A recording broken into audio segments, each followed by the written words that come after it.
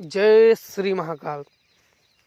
भूत प्रेत या देवी देवता कभी कभी खुद के ही घर के देवी देवता नुकसान करने के लिए और तांडव करने के लिए तत्पर हो जाते हैं। इसलिए हमेशा बच के रहना चाहिए और कोशिश करें कि जिंदा रहो और बचे रहो। इन सब शक्तियों से, दुष्ट शक्तियों से कोशिश करो कि जिंदा रहो और बचे रहो। इसलिए ऐसी पूजा पाठ आराधना जरूर करनी चाहिए जिससे कम से कम अपनी सुरक्षा हो। अब बात करते हैं हिरण्यकश्यप की और उस महाशक्तियों की।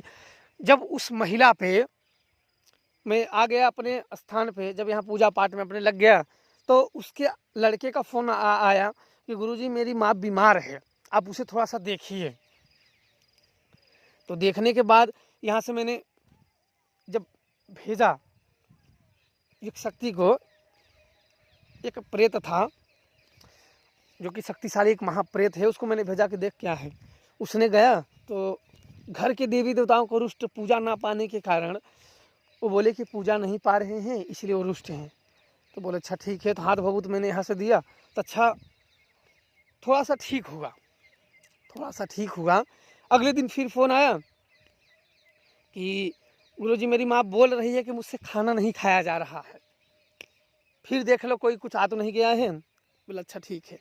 फिर मैंने देखा, बोला अरे दवा ववा कराओ, कमज़ोर हो गई होगी इतने दिनों से। बोले अच्छा ठीक है। तो पता नहीं गए कि नहीं गए। अब इसके बाद तीसरे दिन अब घर मेरे स्थान पे ही आ गए। अब मैं थोड़ा सा, मेरा तबीयत भी सर्दी जुकाम से गड़बड़ था। अब घर आ गए तो मैं दवा लगा के सिर पे सोया था। बोले कि गुरुजी माँ मेरी बीमार है। अब इतना सुनते ही मेरे को बड़ा गुस्सा आ गया कि बोला आज, बोले कि घर के देवी देवताओं का लगभग गड़बड़ है। मैंने बोला कि आज देवी देवता तुम्हारे घर के मेरे हाथ से लात खाएंगे तो खाएंगे। अब मैं उसी गुस्सा में उठा, कपड़ा पहना, बोला चलो, और तुरंत वहाँ गया। तुरंत मैंने बड़ा तुरंत वो मेरे को पहले क्या बोली यहाँ से, देखो जब यहाँ था वो बोले कि मैं अपने गुरु से लड़ूंगी, मतलब मुझसे युद्ध करेगी, लड़ेगी। उसके ऊपर उसके घर के देवी देवता आ गए हैं तो बोले कि मुझे इतने समय तक पकड़ के रखा था, मैं उससे लड़ूंगी। मैं बोला अच्छा हाँ फिर लड़ ले। तो इसके बाद तुरंत मैं जब उसके घर गया मुझे गुस्सा था कि मेरा मुंड था कि हिरण्यकश्यप को बुलाऊंगा, आज इनके देवी देवताओं को मारूंगा और इन शक्तियों से पिटवाऊंगा चाहे कोई भी हो।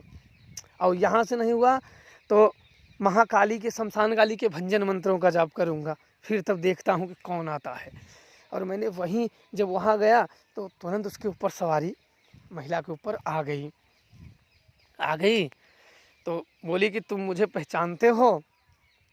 तो मैंने कहा कि तुम अपनी पहचान ना पैर में गिर के बताओगी, ऐसे मत बताओ।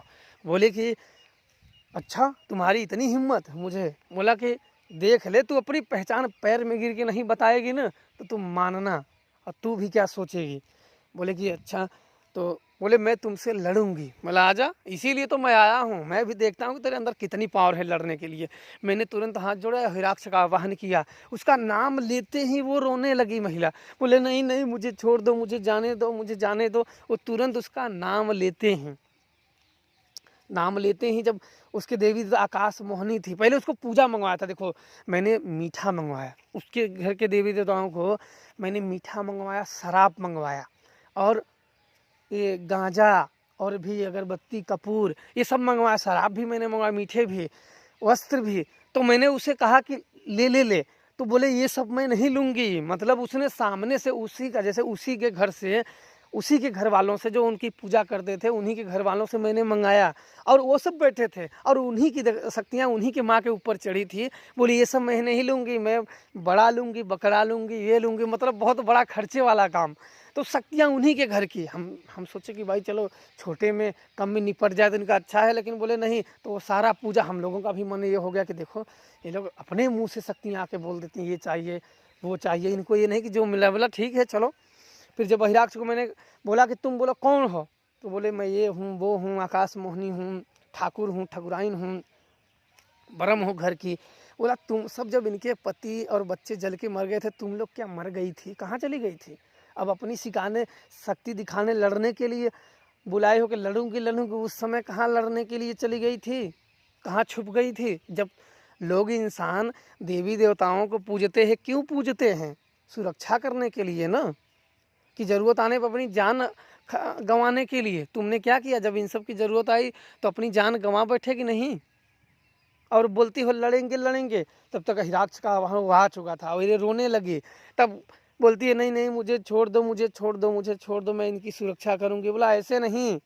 तो बोला आप मेरे गुरु हो, मैं आपको गुरु मानती हूँ। बोला लड़ ले लड़ ले। बोला नहीं नहीं। बोला कि एक बार ये पकड़ लिया तो समझो ये छोड़ेगा नहीं। एक बार जिसे अपने कब्जे में ले लेता है तो फिर वो तोड़ पानी करता है। ले लिया तो, नहीं लिया तो कोई बात नहीं। ये भी ऐसा है कि जिसे अगर पसंद कर लेने से ले लेते हैं तो ले लेता है, ऐसा नहीं कि सभी को ले ही ले। तो एक बार ले लिया तो फिर ले लेगा। बोले नहीं नहीं अब मुझे छोड़ दो। बोला ठीक है चल अच्छा उतर जा। इसके ऊपर से तुरंत उतर। वो महिला को आप लोगों ने देखा होगा, मैंने बहुत पहले एक औरत को जो खेलते खेलते पूरा रो रही थी, उसका डाला हुआ था, वही महिला थी। तो इसके बाद उनकी सारी शक्तियों को रोक लिया गया। अभी भी देवताओं को पूजा नहीं दिया गया है, देवताओं को पकड़ लिया, हिराक्ष ने पकड़ लिया है। उनके देवताओं को जो सारी शक्तियाँ थी पकड़ लिया है। अब देखो वो सब जब अपनी पूजा के लिए, जब अपनी पूजा पाठ के लिए जब समय आ जाएगा, तैयारी हो जाएगी, तब उनकी देवी देवताओं की पूजा करके उन्हें लगा दिए जाएंगे, उनके घर में बिठा दिया जाएगा किसी को, ताकि वो ओझाई करें। तो इसलिए हिराक्ष देखो मैं आपको बता दूं कि किसी भी शक्तियों को तुरंत पलक झपकते ही पकड़ लेता है।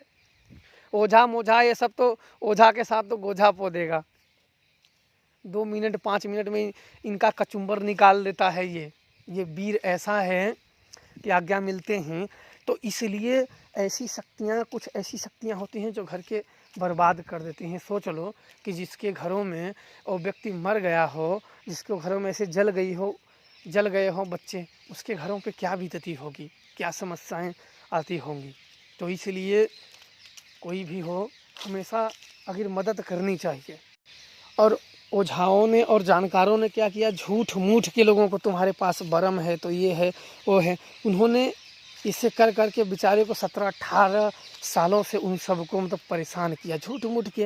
मैं सोचता हूँ कि इन सबको मिलता क्या है झूठ मूठ के बताने में। और ज़्यादातर अधिकांश लोगों में अब यही बात है, आता जाता ठीक से कुछ भी नहीं है, बस एक दूसरे की कॉपी और नकल करके ऐसे नाटकबाज होते हैं। ऐसे लोग तो नाटकबाज मतलब कि कोई ऐसे मंडली में काम करने वाले हों कि जैसा रामायण में राम बनते हैं, सीता बनते हैं, रावण, वैसे ये भी लोग भी बन जाते हैं, वैसे हैं। तो इसलिए ऐसे लोगों से हमेशा सावधान रहिए। कोई भक्ति की सच्चे मन से आराधना करिए और तब तक करिए जब तक कृपा प्राप्त न हो जाए। अगर कृपा नहीं प्राप्त होगी तो कुछ भी नहीं होने वाले हैं, रोते रहोगे, कुछ भी हासिल नहीं लगेगा। इसलिए ऐसी क्रियाएं होनी बहुत ज़रूरी है, कृपा प्राप्त होना है। कोई अच्छे से गुरु के मार्गदर्शन में अगर साधना आराधना भक्ति करोगे तो सफलता ज़रूर मिलेगी, कम ज़्यादा मिले पर मिलेगी ज़रूर। ऐसा नहीं कि आप थोड़े ही दिन भक्ति कर लो और एक महान सिद्ध बन जाओ। महान सिद्ध बनने के चक्कर में कभी भी कुछ नहीं बनोगे, क्योंकि महान सिद्ध बनने के लिए महान मेहनत भी किए जाते हैं। ऐसे नहीं कि सो के उठ जाओ और तुरंत ही 4 दिन में किसी के पास गए, शक्तियाँ तो मुझे मिली नहीं। मेरे पास आए ऐसे लोग, गुरुजी आप मुझे शक्तियाँ तो मिली नहीं। मेरा बाबा जी का आलू ले ले शक्तियाँ। सारे लोग आते हैं शक्तियाँ लेने के लिए, कमाने की हिम्मत नहीं है, सारे शक्तियाँ लेने आते हैं। शक्तियाँ तो मुझे भी नहीं मिली थी, कमाया तो मैंने भी था जब करके। ये लोग मिलने आते हैं जैसे शक्तियाँ गिर रही, इन सबकी हरामजादे पिल्ले लोगों के मारो, साले की मुंह से लात फाट जाए, लात से मारो मुंह फाट जाए भैंचोदों की। मुझे इतना क्रोध आता है कि तुरंत शमशान काली के उदर मंत्रों का प्रयोग कर दूं। उदर मंत्र ऐसा होता है कि जो एक बार भंजन के लिए कर जाए तो साधक जो चलाता है वो भी छुप जाता है ताकि कोप ना हो। और इन सबको मैं बता ही दूँ, मेरा चलाऊंगा तो ज़रूर बेटा लोगों को मौत की, कुत्ते की मौत मारूंगा मैं शत्रुओं को, कोई भी ऐसा नहीं कि बचेगा। तो इसलिए आप लोग कभी भी शत्रुओं को ना छोड़ें, शत्रुओं से हमेशा सावधान रहना चाहिए। और ये ऐसे मैं भी दूसरों को ठीक करने में, और जो उनके शत्रु होते हैं तब लफड़ा वहाँ आ जाते हैं, क्योंकि मैं जब किसी को ठीक करता हूँ तो उनके भी शत्रु होते हैं, भूत किए होते, तो वहाँ लफड़ा बहुत आती है। और मैं बड़ा कम ही जल्दी चलाता नहीं शत्रुओं पे, और नहीं मैं अगर चलाना तो अनुष्ठान द्वारा ही हम सब चलाते हैं। और अनुष्ठान द्वारा अगर किसी शक्तियों को छोड़ा जाए तो वो जाती हैं, और चाहे सिद्ध हो, चाहे महात्मा हो, चाहे कोई भी हो, ये सब शक्तियाँ कुछ ऐसी शक्तियाँ होती हैं ना कि इनका चलाने का मतलब है कि उस काम को अंजाम ही दे देना, वो किसी की भी नहीं सुनती हैं, वो विनाश कर देंगे। इसीलिए मैं जल्दी चलाता नहीं हूँ, और जब दिमाग खराब हो जाता है तो जड़ मूल से नाश करने के लिए चला दिए जाते हैं, जो कि माँ काली के उदर मंत्र होते हैं, जो भोजन और जो रक्त प्राप्ति मंत्र होता है, सिर्फ और सिर्फ उनका रक्त चूसने का काम होता है। रक्त और मज्जा, मांस, सब महातामसिक चीज़ें उनको भोग में चाहिए, जो कि इंसानों के वो लेती हैं। और तब तक जो उनमें, जैसे जिनके ऊपर चला दिया जाए वह मंत्र, जो उन्हें रोकने का प्रयास करता है तो उनका भंजन छोड़ के जो रोकता है पहले उसका लेती हैं, क्योंकि उनके भोग में जो बलि, जो इंसानों की बलि के लिए उन्हें बोला जाता है, उनके भोग में उन्हें शत्रुओं को खाने में जो बाधा पड़ता है, जो 30 मार खान बनता है ठीक करने का, सबसे पहले तब वही जाता है उसमें, मृत्यु के मुंह में। तो इसीलिए चलाने वाले पे डिपेंड करता है कि वो जानता क्या है और वो कैसी खतरनाक क्रियाएं जानता है, ये है। तो आप लोग खुश रहिए, प्रसन्न रहिए। जय श्री